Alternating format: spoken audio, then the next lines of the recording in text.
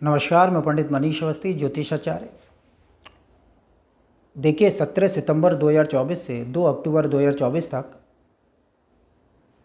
कनागत संपन्न किए जाएंगे। शाद्र पक्ष है, पितृपक्ष का आयोजन किया जाएगा।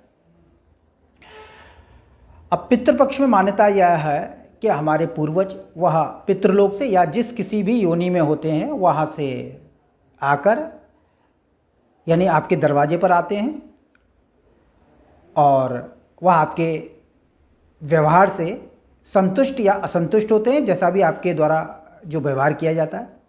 यानी अगर आप उनके प्रति अनुष्ठान, दान, तर्पण, पिंडदान, ब्राह्मण भोजन आदि कराते हैं तो इससे वह प्रसन्न होकर आपको आशीर्वाद देकर फिर वापस चले जाते हैं। तो यह जो कनागत है इस वर्ष वह 17 सितंबर 2024 से 2 अक्टूबर 2024 तक संपन्न किए जाएंगे और यह आश्विन मास का कृष्ण पक्ष होता है। इसमें सूर्य कन्या राशि में गोचर करते हैं। कन्या राशि का सूर्य इस कर्म के लिए सर्वोत्तम माना गया है, उत्तम होता है और सभी पक्षों में आश्विन मास का कृष्ण पक्ष इस कार्य के लिए प्रशस्त माना गया है। अब ये जो कनागत का जो समय होता है, 15 दिन का जो पक्ष होता है या 16 दिन का भाद्रपद पूर्णिमा से आश्विन मास की अमावस्या तक का ये जो समय होता है, इसके अंदर अगर आपको कुछ संकेत दिखाई देते हैं जो मैं अभी बताऊंगा, तो इसका मतलब यह है कि आपके पितृ आपके द्वारा पूर्व में किए गए आपके ब्राह्मण भोजन, दान, पिंडदान आदि से प्रसन्न है और उनके आशीर्वाद स्वरूप, उनकी कृपा स्वरूप आपके घर में माता लक्ष्मी का प्रवेश होने वाला है। आपकी तरक्की और उन्नति के मार्ग अब खुलने वाले हैं और दुख, दर्द और कष्टों का अब जाने का समय आ गया है।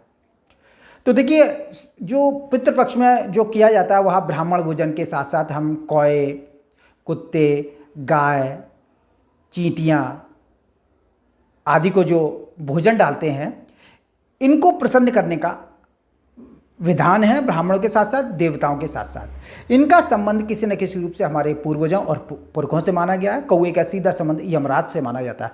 गाय के उदर में सुरभि नामक देवी का वास माना गया है।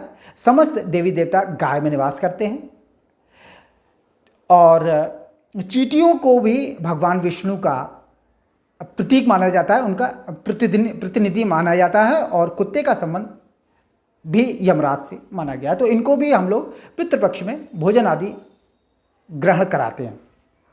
अब ये जो संकेत होते हैं जो पितरों की प्रसन्नता से संबंधित होते हैं, वह इन्हीं सब से हमें प्राप्त होते हैं। अगर कनागतों में पितृपक्ष में आपके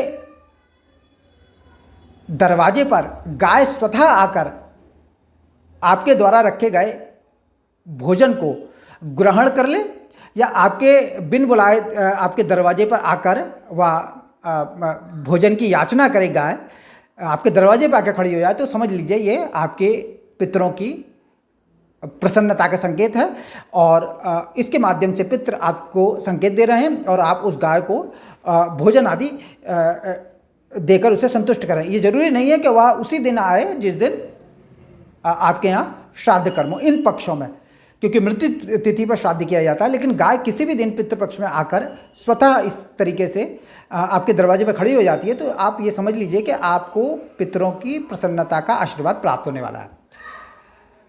दूसरी चीज़ ये होती है कि आपके यहाँ श्राद्धों में अगर आवश्यकता से अधिक चींटियाँ, चाहे वो लाल रंग की हो, काले रंग की हो, अगर निकलने लगे, दिखने लगे, तो आप ये समझ लें कि आपके ऊपर पितरों की कृपा बनी हुई है और ऐसी स्थिति में आप उनको चीनी मिश्रित आटा वगैरह डाल दें, जिससे कि वह उसको ग्रहण करें और इससे भी आपके पितरों का आशीर्वाद और आपके ऊपर बरसने लगेगा।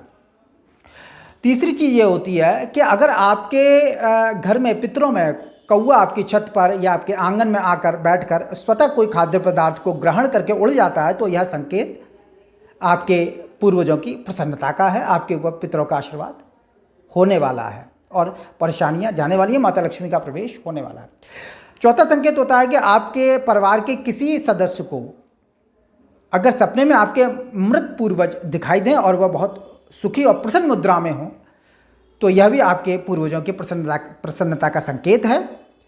इसका मतलब यह है कि आपके द्वारा किए गए पूर्व में जो पुरुषार्थ हैं अपने पितरों की प्रसन्नता के लिए, ब्राह्मण भोजन, दान, पुण्य, पिंडदान आदि, वह रंग लाने लगे हैं और अब आपके ऊपर माता लक्ष्मी का आशीर्वाद होने वाला है।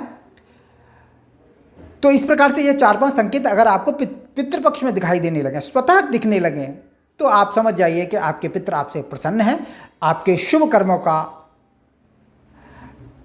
जो है आपको फल प्राप्त होने का समय आ गया है और यह आपके अच्छे समय का संकेत यह सभी के माध्यम से हमें प्राप्त हो जाता है।